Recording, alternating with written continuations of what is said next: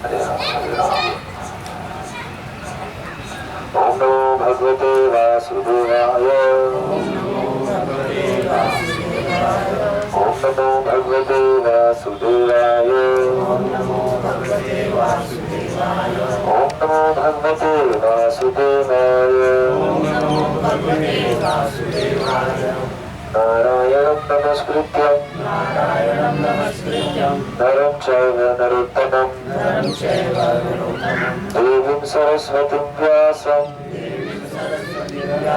ततो जयमुदीरये। नष्टप्रायेषु अभद्रेषु नित्यं भागवत सेवया भगवती उत्तम श्लोके भक्तिर्भवती नैष्ठिकी।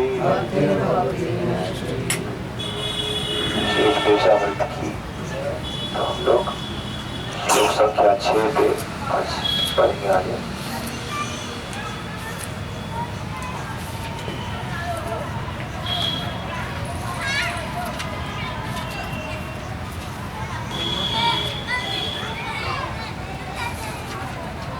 दृष्टः स्वभावजनितः वपुषः च दोषः न प्राकृतत्वम् इह भक्तजनस्य पश्येत् गंगा अम्भसा न खलु बुद्बुदफेन पक्वः ब्रह्मद्रवत्वम् अपगच्छति निर्धर्मः। दृष्टः स्वभावजनितर्वपुश्च दोष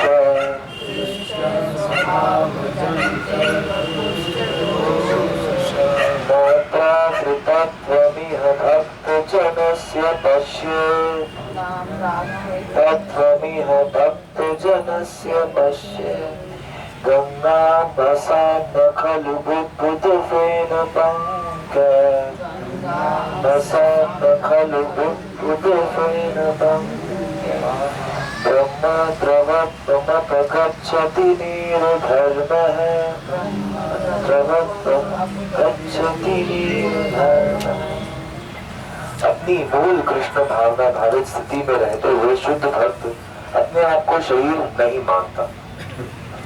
ऐसे भक्त को भौतिकवादी दृष्टिकोण से नहीं देखा जाना चाहिए।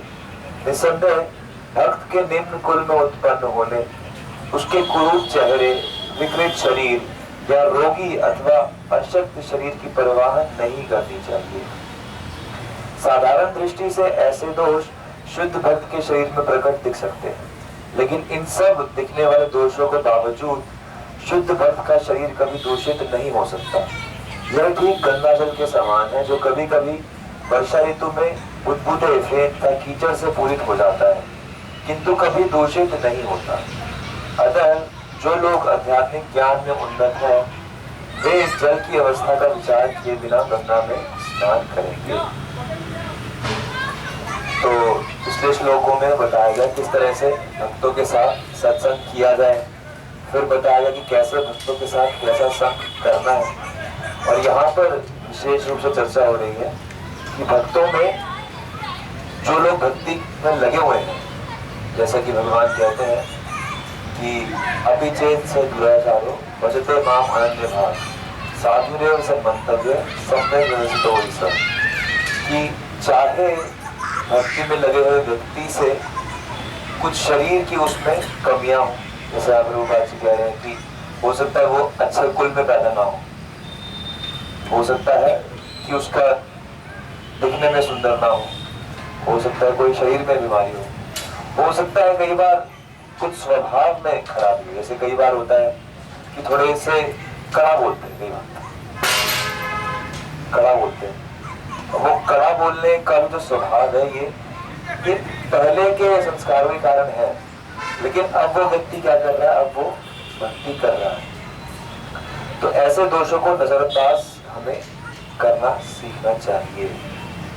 क्योंकि ये कैसे है कि जैसे गंगा जी का उदाहरण इसलिए दिया गया क्योंकि जो जल में फेन उत्पन्न होता है वो ब्रह्म हत्या का प्रतीक है।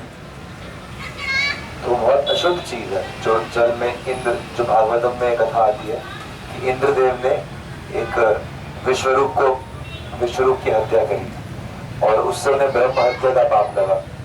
तो वो जाके छुप गए, उस पाप को सहन नहीं कर पा रहे थे। फिर उस पाप को उन्होंने 4 भागों में बांट दिया, एक भाग स्त्रियों को, एक वृक्षों को, एक जल को और एक चौथा किसको था। तो 4 भाग उन्होंने बांट दिए। तो जो जल में जो फेन, जो झाग उत्पन्न होता है वो ब्रह्म हत्या का प्रतीक है। तो हाँ, वो तो बोल ही दिया था। तो इस प्रकार से ये पाप का प्रतीक होते हुए भी गंगा जी उस पाप से प्रभावित नहीं होती। थोड़ी सी वॉल्यूम कम कर दो। अरे पेड़ों को भी दिया था जिसमें पेड़ों में से जो वो निकलता है वो निकलती है। तो इस प्रकार से ये जो ब्रह्म हत्या है ये गंगा जी को प्रभावित नहीं करती। गंगा जी में जब भी कोई व्यक्ति स्नान करता है तो वो आध्यात्मिक दृष्टि से करता है। तो गंगा जी में कोई मिट्टी, कीचड़ कुछ भी है तो वो उसका भौतिक जो गंदगी है उससे फर्क नहीं पड़ता क्योंकि वो आध्यात्मिक रूप से पूरी तरह से पवित्र है। तो इसी प्रकार से जो भक्त हैं, प्रभुपाद जी तात्पर्य में कहते हैं माम च यो और व्यभिचारेण भक्ति योगेन सेवते स गुणान समजीत रहतान ब्रह्म भूयाय कल्पते।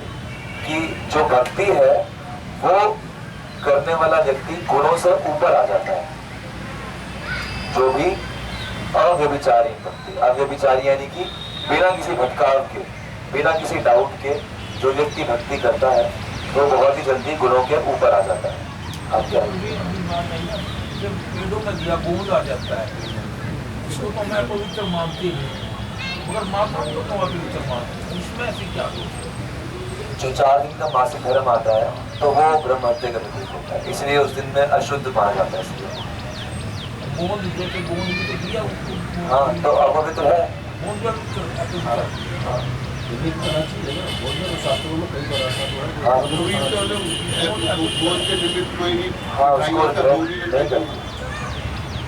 कल प्रभु जी मैं एक कथा में सुन रही थी, तो ये जो गंगा जी का आपने बताया ना अभी शुद्ध होता है जब, तो उसमें ये बता रहे थे कि भाई अगर हम उस जल को किसी बाल्टी में डाल देते हैं, ठीक है वो है ही है, वो तो हमें पता ही है। यहाँ पर चर्चा उससे ऊपर की चीज की हो रही है कि इसीलिए भक्तों को भी हमेशा ऐसी दृष्टि से देखना है कि वो आध्यात्मिक है, वो शुद्ध करने वाले ही हैं। अब उनमें दिखे चाहे ना दिखे, चाहे कोई बीमार दिखते हैं, जैसे महाराज कई दिखते हैं व्हील चेयर पे हैं, नहीं बोल पा रहे, बोलते हैं तो आवाज ठीक, लेकिन ये सारे जो दोष हैं ये उनकी आध्यात्मिक भक्ति को, उनके आध्यात्मिक स्तर को ये नहीं रोक सकते। तो इसीलिए ऐसी अवस्था में भक्त को उन्हें उसी तरह से सम्मान देना चाहिए जैसे कि एक वरिष्ठ भक्त को दिया जाता है। और इसके लिए प्रभुपाद जी जैसे कह रहे हैं कि हंस की बोली हंस ही जान सके नहीं कागरे, कि भक्तों को समझने के लिए पहले खुद भी हमें भक्त बनना पड़ेगा। तो जैसे पिछले भी श्लोक में चर्चा है कि हमें कम से कम मध्यम अधिकारी तक बनना चाहिए, पहुंच जाना चाहिए, जिससे कि हम समझ सके कौन व्यक्ति भक्ति कर रहा है, तो हम उसको उसके अनुसार सम्मान और व्यवहार उसके साथ कर सके। क्योंकि अगर हम ऐसा व्यवहार नहीं कर पाते तो क्या होता है, वैष्णवों के प्रति अपराध होता है, और वैष्णवों के प्रति जो अपराध है वो भक्ति के नाश करने में सबसे टॉप मोस्ट चीज है। जितनी भक्ति हम पूरे जीवन कर नहीं सकते उतनी भक्ति जीवन में एक छोटे से अपराध से नाश हो जाती है।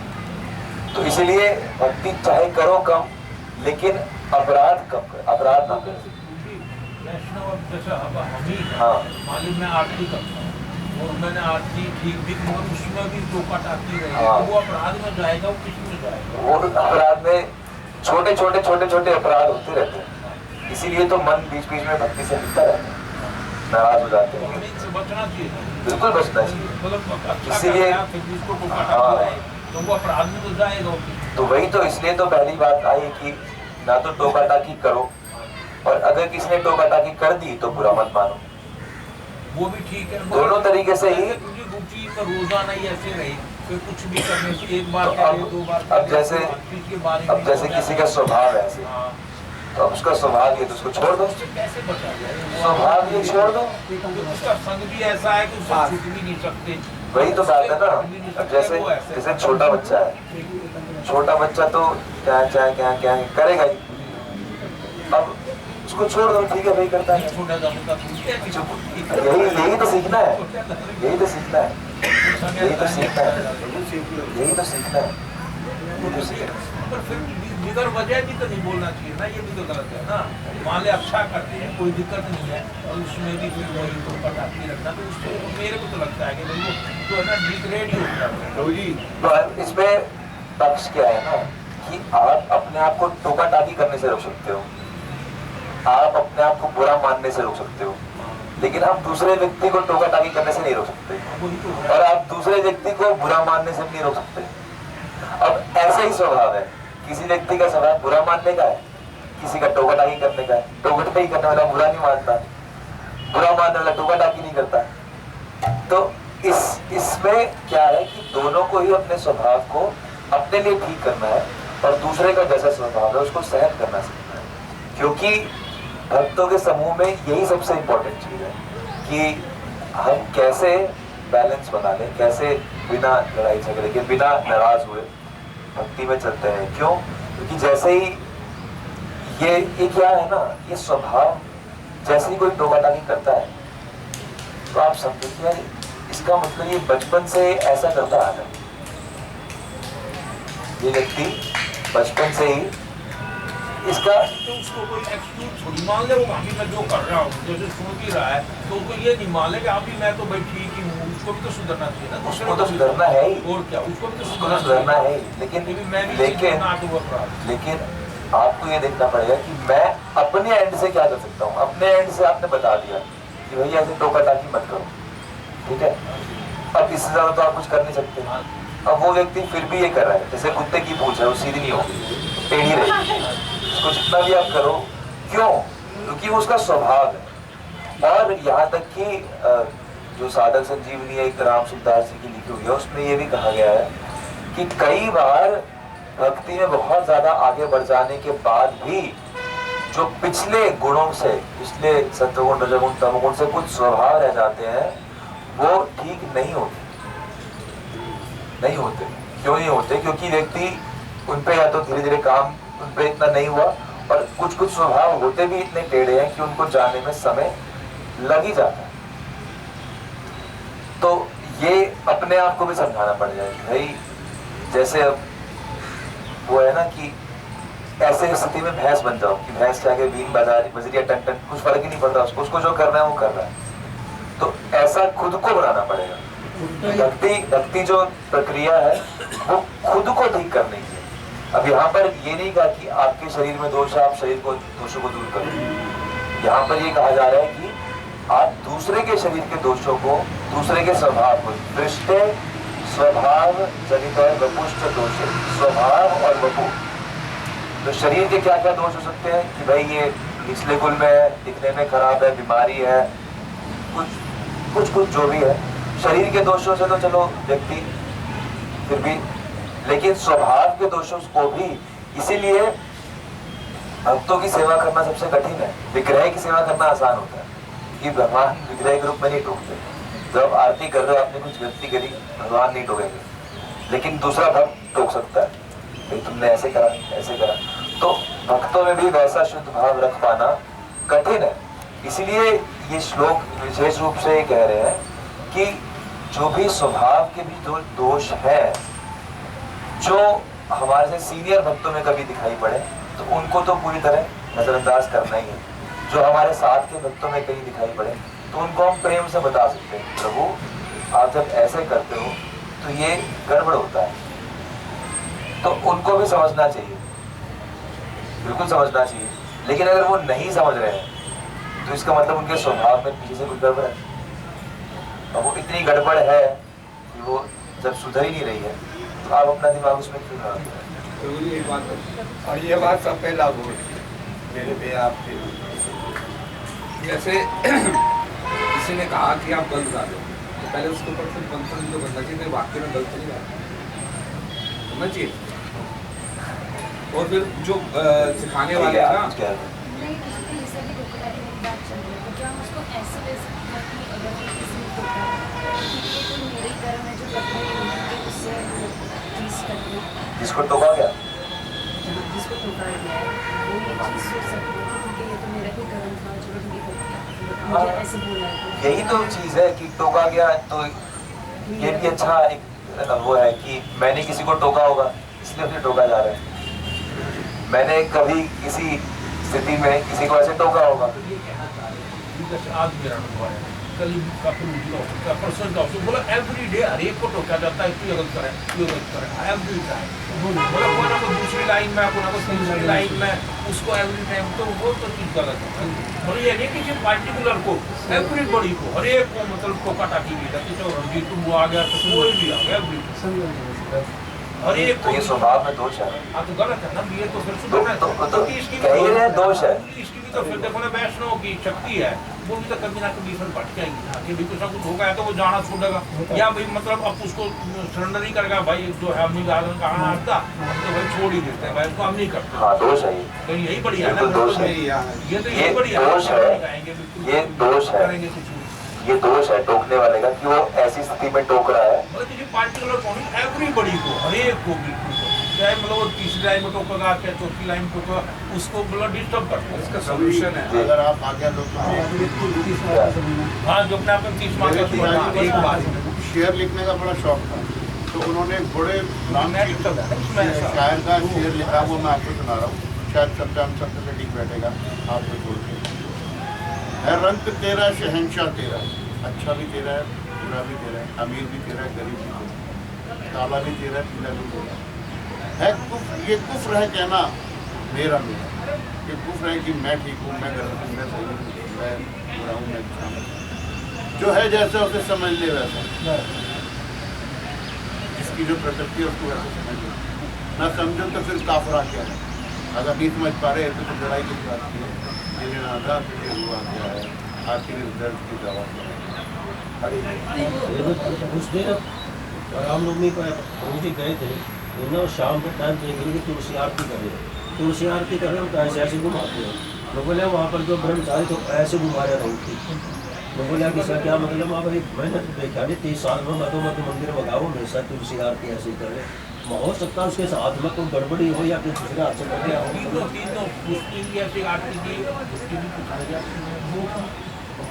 ऐसी स्थिति में जो टोकने वाला है ना, उसको एक चीज ध्यान समझनी चाहिए कि सही होना ज्यादा जरूरी नहीं है। भगवान की सेवा के लिए कोई व्यक्ति प्रयास कर रहा है ना, वो ज्यादा जरूरी है।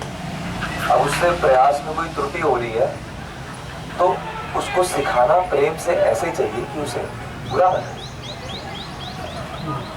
क्योंकि अगर आप ऐसे नहीं सिखाते, अगर आप बिना सोचे समझे बोलते हो, तो ऐसी स्थिति में आपसे अपराधी बन रहा है। और क्योंकि वो पता नहीं चलता, जब अहंकार में व्यक्ति होता है तो करते हुए पता नहीं चलता। तो इसीलिए शास्त्रों में कहा गया कि भगवान की भक्ति में धर्म भी छोड़ना पड़ता है। अधर्म तो छोड़ना ही है, सर्वधर्मान परित्यज्य, ये सारे धर्म भी छोड़ने पड़ते हैं। भगवान के एक जब श्रीनाथ जी का मंदिर था गोवर्धन में, तो गोविंद स्वामी थे। गोविंद स्वामी अब भक्ति में भी सबसे ऊंचे, क्योंकि वो ठाकुर जी के सखा के अवतार हैं। इतने शुद्ध सखा के अवतार हैं, उन्होंने जीवन भर जमुना जी में स्नान ही नहीं किया। क्यों नहीं किया? भाई यमुना जी तो कृष्ण की पत्नी है, मैं इनके अंदर स्नान कैसे तो मैं इनको स्पर्श नहीं। लोगों ने जबरदस्ती लाने की कोशिश की, नहीं मैं कैसे चला जाऊंगा। तो ऐसा उनका दृढ़ भाव था गोविंद स्वामी का। और गायन में ऐसे की तानसेन से भी आगे थे। तो एक दिन क्या देखते हैं कि भगवान के सामने एक गांव का एक व्यक्ति आगे गा रहा है, और ना सुर है ना ताल है, शब्द भी टूटे फूटे, लेकिन गा रहा है बैठ के, और बड़े प्रेम से गा रहा है, रो रहा है, गा रहा है, गा रहा है। तो उनको बड़ा बुरा लगा कि ये ठाकुर जी को क्या सुना रहा है, इसे तो कानों में दर्द हो रहा है, कानों में दर्द हो रहा है, ऐसे क्यों कर रहा है। तो चलो चलो इसको हटा दिया वहां से, तो भाई तुम बाहर बैठो, मंदिर में यहाँ नहीं। तो उस समय पट बंद थे, जब वो पट के बिल्कुल पास बैठी गा रहा था और उन्होंने बाहर निकाल दिया मंदिर से। तो जब पट शाम को उन्होंने खोला और आती तो देखते हैं भगवान रो रहे हैं।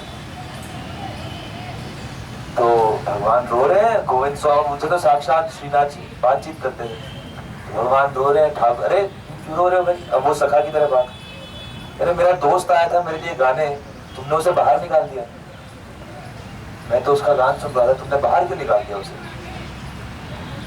तो ये वल्लभाचार्य जी को करते हैं। तो वल्लभाचार्य जी गोविंद स्वामी को बुलाते कि तुमने किसे बाहर निकाला। कहते वो कहते नहीं नहीं उसे यहीं बिठाओ, उसका गाना भगवान को सुनता। तो गोविंद स्वामी कहते हैं कि अरे क्या ठाकुर के लिए क्या करें, इसके साथ तो गुड़ गोबर बराबर है, जो भी इसके सामने आ जाए बस आ जाए। तो इसलिए ये चीज समझनी चाहिए कि जो व्यक्ति आ रहा है और वो प्रयास कर रहा है तो उसके प्रयास को उसे करने देना चाहिए। उसे सिखाने का टाइम अलग होता है, सिखाने का टाइम करते हुए नहीं होता। जब कोई व्यक्ति कोई चीज कर रहा है पहले सिखाओ या फिर हो जाने के बाद ठीक करवाओ कि भाई ये दोष था इसका बीच में। और विशेष रूप से तब जब बहुत ज्यादा सभा नहीं है, मान लो आप स्टेज पे कर रहे हो जहाँ पे 2000 लोग आपको देख रहे हैं और वहाँ पे जरूरी है कि सही स्थापित करना है, वहाँ पे कुछ गलती हो रही है टोकना पड़े बात अलग है। लेकिन छोटे स्वेर में तो वैसे भी प्रयास करना चाहिए कि ना टोका जाए। तो ये बात ठीक है कि इसका ध्यान रखना चाहिए, क्योंकि भक्ति में लाना बड़ा मुश्किल है और भक्ति से भगाना बड़ा आसान है। कोई व्यक्ति को लाने के लिए भक्ति में कितनी मेहनत लगेगी, कितनी, और भगाने के लिए बस एक कड़वा वचन बस, ये व्यक्ति की श्रद्धा। तो इसीलिए बहुत सतर्क रहना चाहिए। बल्कि रूप गोस्वामी तो अपने उदाहरण से ही कहते हैं कि भाई अनजाने में भी कोई भक्त अगर नाराज हो जाए, भक्त रूप गोस्वामी चिंतन कर रहे हैं, राधा कृष्ण लीला देख रहे हैं, वो राधा कृष्ण ने डाली नीचे करी, राधा रानी ने डाली पकड़ी फूल तोड़ने के लिए, फिर कृष्ण ने पैर हटा लिया डाली से, तो वो लटक गई राधा रानी पेड़ पे। तो लीला ये दर्शन कर रहे हैं, उनको हंसी आ गई, कृष्ण ने क्या किया। अब वो हंसी आ गई, सामने से एक घोड़ा वैष्णव जा रहा था, शरीर उसका थोड़ा सा टेढ़ा था, खराब था। तो उसने देखा ये कैसे गोस्वामी जी, ये मेरे शरीर को देख के हंस रहे हैं। तो हालांकि रूप गोस्वामी उसको देख के नहीं हंसे, लेकिन फिर भी उसे बुरा लग गया। तो इसीलिए किसी में कोई दोष है उसको देख के अगर आप सब सामने से बोलोगे और वो भी 4 लोगों के सामने बोलोगे तो बुरा तो स्वाभाविक रूप से लगेगा ही, क्योंकि हम सब मनुष्य ही हैं, हम सब रूप गोस्वामी नहीं है, हम लोग दूसरे वाली साइड पे, हम लोग बुरा मानते हैं बहुत ज्यादा। तो इसलिए प्रयास करना चाहिए कि प्रेम से व्यवहार किया जाए, और जब फिर भी नहीं समझ आए तो थोड़ा सा हमें भी अपने लिए भी प्रयास करते रहना, लेकिन फिर भी ये प्रयास हुई ठीक से अच्छे से करना चाहिए कि तो का टाइम कम हो जाती है।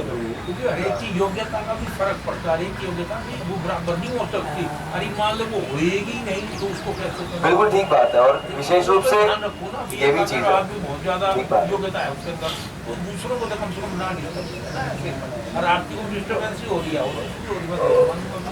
जो की योग्यता बहुत बड़ी चीज, हम लोग को बता नहीं सकते उसकी योग्यता, उसके कंपेरिजन में तो बिल्कुल नहीं आता।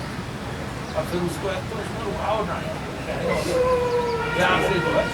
समझने वाले समझ जाए। मंदिर में आरती के बाद मंदिर में जप के लिए बैठते हैं, और केशव मुरारी प्रभु अपने उसके बाद उनकी तो ब्राह्मण दीक्षा थी, वो अपना थोड़ी बहुत गायत्री करने लगे, और बाद में जितने बैठे थे वहाँ पर देश पति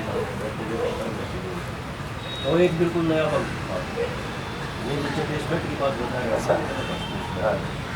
वो बहुत जोर से जप कर रहा था, हरे कृष्णा कृष्णा सारे डिस्टर्ब बच्चों पे उसके पास आपको दिक्कत नहीं, आप अपना एक तरफ लोगों की तरह और बाकी सब कैसे मुरादे को मेरे देश में तो उन्होंने मेरे को बुलाया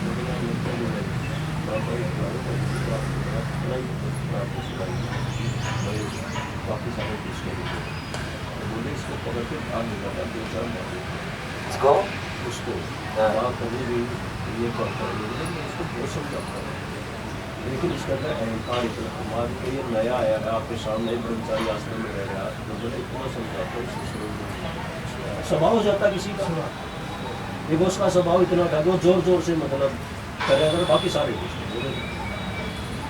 जब उसने बुला के बात करी तो मैं उसको बाहर नहीं, आप मुझे आपको थोड़ा समझना पड़ेगा कोई बात तो आप इस तरह बात जो से करें और आपको टोकेगा कोई बातें बाकी से सब कुछ बात नहीं आपको समझाऊंगा